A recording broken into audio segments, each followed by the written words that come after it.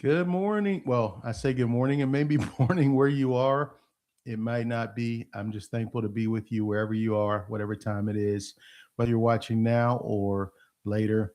Thank you so much for this journey we get to walk together as we look to empower children to overcome ADHD.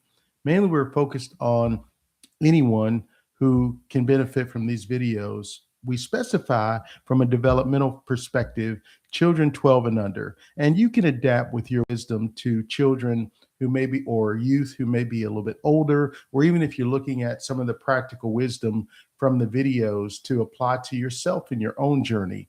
I have a series on this channel, Accurate Info, which really breaks down and gives you accurate info about ADHD so that we can be move beyond being misunderstood, misdiagnosed, and mistreated to the accurate info that can help us to shake things up, but in a way that empowers us to look at what ADHD is and what we can do about it. Also, I have a series that you can check out when you're looking for practical wisdom to put together your plan to empower yourself and your child to overcome challenges. So look for that practical wisdom series, a 6-part series on this channel. There's other information, even my family, my wife, and my son have shared with you because we are in this together going through what this is called hyper holidays.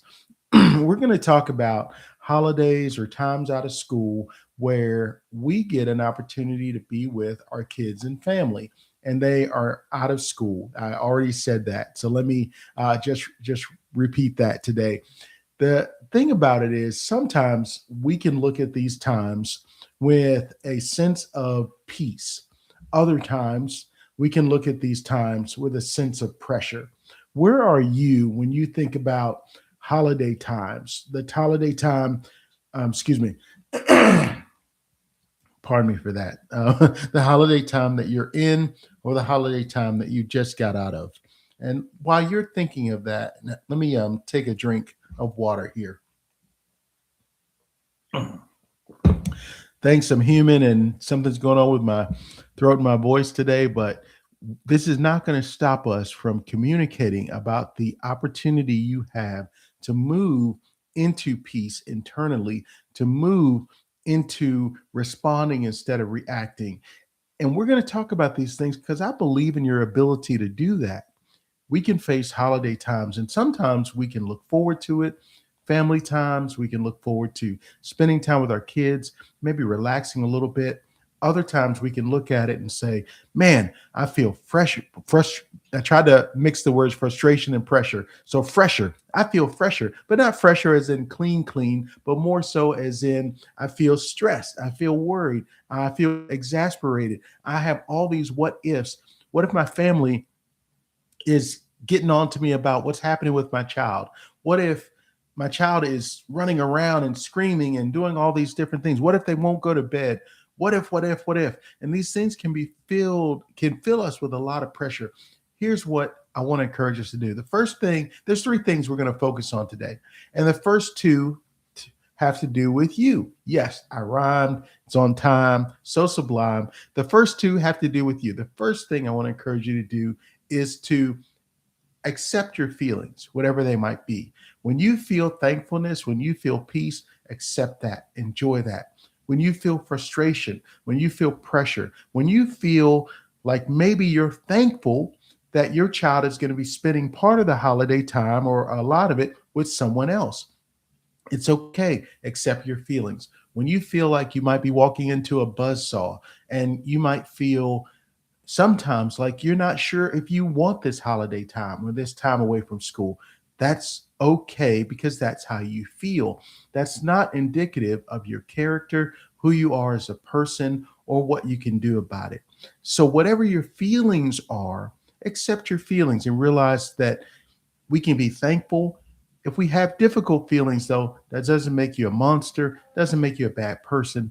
They're just feelings. And likely your feelings have a reason. So you can use that reason to be able to pray, to collect yourself, to identify the second thing, and that's what are your needs. Second thing is identify your needs. Sometimes in these periods where we have holidays, we need to take the pressure off a little bit. What can that look like? Sometimes we need to relax a little bit. Sometimes we need to let down the standards. I put that in air quotes a little bit, in the sense of not something that you're going to compromise the integrity of your relationship or what you're trying to build with your child. We're not talking about that. But maybe we do relax a little bit in a way that's going to take the pressure off. Maybe we don't always feel like we have to do everything perfect or to someone else's expectations, or maybe not even to our own high expectations. Now, it doesn't mean that we're not striving for excellence, but maybe we're looking at adapting what that might mean in this season. Maybe it's okay to let something go a little bit that might just be a function of rigid expectations instead of what we need, which might be to rest, relax, recuperate, and regroup a little bit. Andy Stanley said, compromise doesn't relieve the tension, it only weakens our resolve. So we're not talking about relaxing standards that causes compromise relationally or in the respect. We're not talking about. We're just talking about ways that might effectively take the pressure off, because some of us need that at times. Others of us, we get to identify that we need to lean into identifying a plan that can help us respond, which is going to tie into the third thing.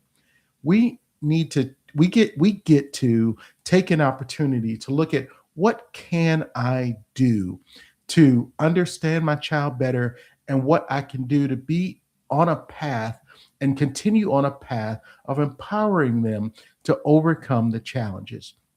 So, in this break, please choose wisely to accept your feelings first and identify your needs second. Third, we're going to talk about moving from reacting to responding. Reacting is when really our feelings are getting the best of us, and we're letting that dictate our actions. Feelings are driving the ship. We want to accept our feelings. However, we don't want them to control what we're doing, what we believe, and how we're responding to situations. I want you to know that you have more power, you have more ability, and you can use your faith, your wisdom, your love, your thankfulness. You can tap into peace internally, regardless of what the hyper that's going on around you.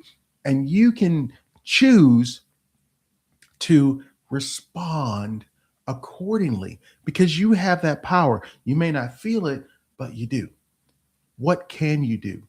How can you use the challenges that you know that when I'm sorry, not that you know, but that you think may be coming, maybe that you've experienced before, and instead of that causing you to react in a sense of just feeling daunted, how can that help to inform you about, hey, I I can gather some things to expect. So what can I do about that? What is some simple way that I can proactively plan to address that in a way that empowers me and my child? How can I internalize the belief in my ability? How can I tune out the distractions and the noise and the naysayers and just be able to focus on what I can do in an incremental way, even if others don't see it, don't know it, but I know it because it is responding out of love. It is responding with fortitude. It is responding based on my belief that I can empower my child to work on, to take a step to overcome this challenge. So, with these holidays, however you feel, accept your feelings.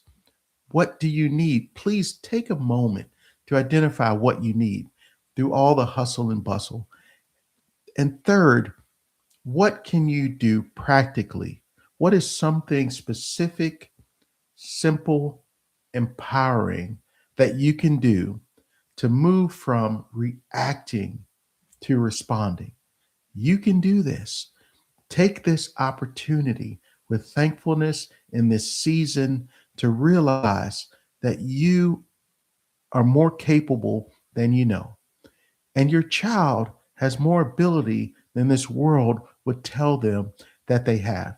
You and your child are something to be thankful for. So I hope that in this time, this has created maybe something else that hopefully you can be thankful for to encourage you, to empower you on your journey of peace, prosperity, and empowerment. Please stay tuned, stay involved, like and subscribe. Let's stay connected as we continue this journey to empower children 12 and under and each other as we overcome ADHD. Let me read this medical disclaimer today. This information is not used for diagnosing or treating a health problem. Please do not use any information shared in these videos to cause you to ignore professional medical advice. Always seek the advice of a qualified healthcare provider concerning any concerns that you may have. Thank you for your time. Bless you. We'll see you next time.